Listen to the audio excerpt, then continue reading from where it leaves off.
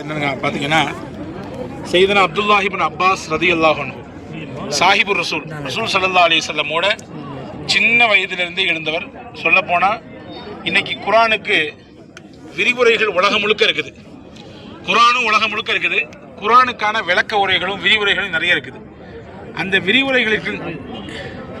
விரிவுரையாளர்களின் தந்தையாக அதற்கெல்லாம் ஒரு மூலகர்த்தாவாக இருந்தவர் தான் இந்த அப்துல்லாஹ் இப்னு அப்பாஸ் ரலியல்லாஹு அன்ஹு அப்படின்ற சஹாபி. ரசூலுல்லாஹ்வுடைய சிறிய தந்தை அப்பாஸ் ரலியல்லாஹுடைய மகனார் இந்த அப்துல்லாஹ் இப்னு அப்பாஸ் ரலியல்லாஹு அன்ஹு. ரசூலுல்லாஹ்வுடைய சிறிய தகப்பனார் அப்பாஸ், அவங்களுடைய பிள்ளை தான் இவர் அப்துல்லாஹ் இப்னு அப்பாஸ் ரலியல்லாஹு அன்ஹு. ரொம்ப முக்கியமான சஹாபி. எந்த அளவுக்கு அப்படின்னா ஸல்லல்லாஹு அலைஹி வஸல்லம் தனிப்பட்ட முறையில் இவருக்காண்டி துஆ செஞ்சிருக்காங்க. அல்லாஹும்ம அல்லிமுஹுல் கிதாப் வ ஃபக்கிஹுஹு ஃபித்தீன். யா அல்லாஹ், இவருக்கு குர்ஆனுடைய விளக்கத்தை கொடு, இவர் மார்க்கத்தில் மிகப்பெரிய விற்பனராக ஆக்கிரு அப்படின்னு சொல்லி ஸல்லல்லாஹு அலைஹி வஸல்லம் தனிப்பட்ட முறையில் இந்த சஹாபிக்கு துஆ செஞ்சாங்க. துஆ செஞ்சாங்க மட்டும் இல்லை, நபி ஸல்லல்லாஹு அலைஹி வஸல்லமோட இரண்டரை கலந்தவங்க இந்த சஹாபி. சின்ன பிள்ளை தான். எப்போதுமே நம்ம சொல்றது உண்டு, ஒருத்தரை வயசை வச்சு எடை போடாதீங்க. அல்லாஹ் அவரிடத்துல எத்தனையோ பல திறமைகளை தந்திருக்கலாம், ஆற்றலை கொடுத்துருக்கலாம். நீ உனக்கு என்ன தெரியும், நீ சின்ன பிள்ளை தானே, உனக்கு என்ன தெரியும், உனக்கு ஏதாவது விவரம் இருக்கா, அனுபவம் இருக்கா அப்படின்னு சொல்லி யாரையும் டக்குன்னு எடுத்தறிஞ்ச மாதிரி உதாசீனப்படுத்திடக்கூடாது. வயசுல ரொம்ப சின்ன சஹாபி தான் அப்துல்லாஹ் இப்னு அப்பாஸ் ரலியல்லாஹு அன்ஹு. ஆனா விவரத்துல அப்படி ஒரு விவரம், அந்த பெரிய ஆற்றல் எல்லாம் கொடுத்துருந்தான். எந்த அளவுக்கு அப்படின்னா உமர் ரலியல்லாஹு அன்ஹு எப்பொழுதுமே இப்னு அப்பாஸ் ரலியல்லாஹு கையில பிடிச்சிட்டே தான் கூட்டு போவாங்களாம். உமர் ரலியல்லாஹுடைய பீரியட் தான் இஸ்லாமிய வரலாற்றில் மிகச்சிறந்த ஒரு பொற்காலம். அது கிட்டத்தட்ட ஒரு 10 வருஷம் உமர் ரலியல்லாஹு அன்ஹு ஹிலாஃபத் செஞ்சாங்க. அந்த காலகட்டத்தில் இஸ்லாம் எந்த அளவுக்கு வளர்ந்துச்சு அப்படிங்கிற வரலாற்றில் படிக்கும் பொழுது பல லட்சம் சதுர கிலோமீட்டர்கள் இஸ்லாம் அவ்வளோ வேகமாக பரவிச்சான். அது மட்டுமல்ல, பல வல்லரசுகள் அந்த காலகட்டத்தில் இஸ்லாத்தின் கொடையின் கீழே வந்தது. யாருடைய காலகட்டம், யாருடைய பீரியட் அப்படின்னா அது ஒரு உமர் ரலியல்லாஹுடைய பீரியட். அந்த உமர் ரலியல்லாஹு அன்ஹு எங்கே போனாலும் இந்த ஒரு 10-12 வயசு மதிக்கத்தக்க இப்னு அப்பாஸ் ரலியல்லாஹு கூட்டிகிட்டே போவாங்களாம், கூட்டிகிட்டே வருவாங்களாம். பெரிய பெரிய சஹாபாக்கள்லாம் கேட்டாங்களாமா, நீங்கள் பெரிய ஆளுமை, நீங்களே ஒரு பவர்ஃபுல், நீங்கள் ஏன் இந்த பையனை கூட்டிகிட்டே போகணும், கூட்டிகிட்டே வரணும் அப்படின்னு. உடனே உமர் ரலியல்லாஹு அன்ஹு ப்ராக்டிக்கலாக அவங்களுக்கு சொல்லணும்னு நினச்சாங்க. நான் ஏன் இவரை கூட்டிகிட்டே போகிறேன் போகலன்றத அந்த மக்களுக்கு புரிய வைக்கணுமல்ல, அதை சொல்லாமல் ப்ராக்டிக்கலாக காமிச்சாங்க. எல்லாத்தையும் கேட்டாங்க. சூரா நஸ்ர் அப்படின்னு ஒரு அத்தியாயம் இருக்கு குர்ஆன்ல, இதா ஜா நஸ்ருல்லாஹி வல் ஃபத்ஹ். இந்த சூரா என்ன சொல்லுது சொல்லுங்களேன் அப்படின்னாங்க. எல்லாரும் சொன்னாங்க, அல்லாஹ்வுடைய வெற்றி வந்துடும், அல்லாஹ்வுடைய மார்க்கம் ஜெயிச்சிரும், நிறைய மக்கள் இஸ்லாத்துல கூட்டம் கூட்டமா வருவாங்க. அந்த காட்சியை நபியை நீங்க பாத்தீங்கன்னா அல்லாஹ்வை துதிங்க, தஸ்பீஹ் செய்யுங்கன்றது அல்லாஹ் சொல்றான் அப்படின்னு பல சஹாபாக்கள் சொன்னாங்க. உமர் ரலியல்லாஹு அன்ஹு இப்னு அப்பாஸ் ரலியல்லாஹு கூப்பிட்டு கேட்டாங்களா, வாப்பா இந்த அத்தியாயத்துக்கு நீ விளக்கம் சொல்லுப்பான்னாங்க. இந்த சூராவுக்கான விளக்கத்தை நீ சொல்லுவாப்பான்னு சொன்ன உடனே சின்ன புள்ள அப்துல்லாஹ் இப்னு அப்பாஸ் ரலியல்லாஹு சொன்னாங்க, இந்த அத்தியாயம் நபிகளுடைய மௌத்தை பற்றி பேசுகிறது. இந்த சூரா யாருடைய மௌத்தை பற்றி பேசுது? ரசூலுல்லாஹ்வுடைய மௌத் நெருங்கிருச்சு, ரசூலுல்லாஹ் அந்த உலகத்தை விட்டு பிரிய போறாங்கன்ற செய்தியை அல்லாஹ் மறைமுகமா சொல்றான்.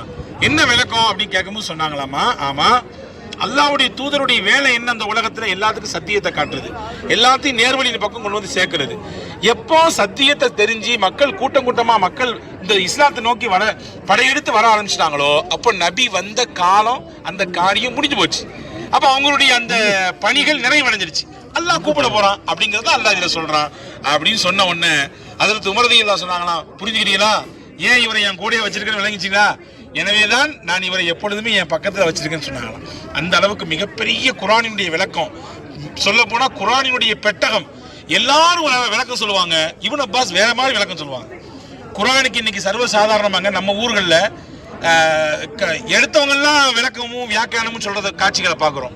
குர்ஆனுக்கு விளக்கம் என்பதை மிகச்சிறந்த அறிஞர்கள், மார்க்கத்தை பற்றி முழுமையா தெரிஞ்சவங்க, சில பல துறைகளில் விற்பனராக மட்டுமே அவங்களால தான் விளக்கத்தை சொல்ல முடியும். அப்படிப்பட்ட மிகச்சிறந்த விளக்கத்தின் ஞானத்தையும் அல்லாஹ் இந்த இப்னு அப்பாஸ் ரலியல்லாஹுக்கு அல்லாஹ் கொடுத்திருந்தான். மதீனால தான் அவங்க வாழ்ந்தாங்க. ஆனா அவங்களுடைய வாழ்க்கையினுடைய பிற்பகுதி தாயிஃபுக்கு வந்துட்டாங்க.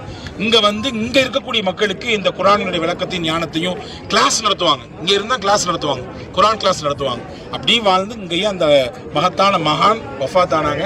அவங்களும் இந்த பள்ளிவாசல தான், இந்த இடத்துல தான் அடக்கப்பட்டிருக்கு. இந்த பதில் சுவருக்கு பின்னாடி தான் அவங்களுடைய அடக்கஸ்தலம் இருக்குது. அதே மாதிரி இந்த பள்ளிவாசலுடைய பெயரும் அவருடைய பெயர் தான் வைக்கப்பட்டிருக்கு. நீங்க வெளியே பாருங்க, அந்த அப்துல்லாஹ் இப்னு அப்பாஸ் போட்டிருக்கா, அந்த ஆர்ச்சில் போட்டிருக்கு பாருங்க, இங்கே கூட போட்டிருக்கு.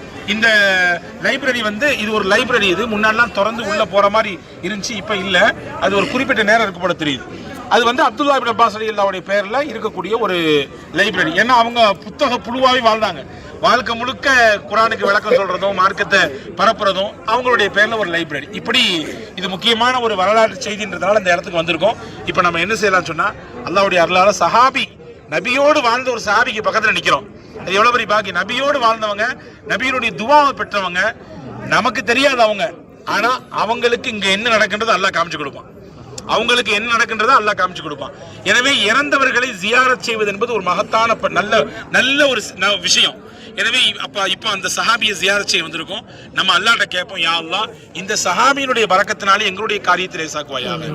யா அல்லாஹ் இந்த சஹாபியினுடைய அறிவு ஞானத்தை கொண்டு எங்களுக்கும் அறிவு ஞானத்தை, எங்களுடைய சந்ததிகளுக்கும் எங்களுடைய பிள்ளைகளுக்கும் அறிவு ஞானத்தை விசாலமாக கொடுப்பாயாக. இன்னைக்கு அறிவு களஞ்சியங்களாக நம்முடைய பிள்ளைங்க எதிர்காலத்துல வரணும். பெரிய பெரிய உயர்ந்த இடங்களுக்கு நம்முடைய பிள்ளைகள் போகணும். இன்னமும் வெளிநாட்டிலே போய் இருந்துகிட்டு வேண்டாம்.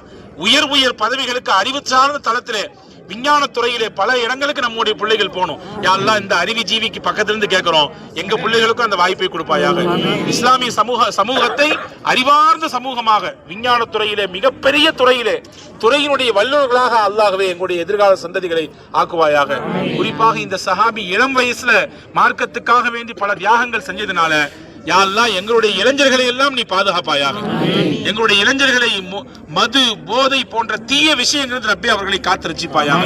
இவர்களுடைய பரக்கத்தினாலே ரப்பே எங்களுடைய வாழ்க்கையிலே செழிப்பையும் நிம்மதியையும் தருவாயாக. நாம் துஆ செய்ய கடமைப்பட்டிருக்கோம். நம்ம எல்லாம் சேர்ந்து ஒரே ஒரு தடவை அந்த சஹாபிக்கு சலாம் சொல்லிடலாமா? பிஸ்மில்லாஹிர் ரஹ்மானிர் ரஹீம்.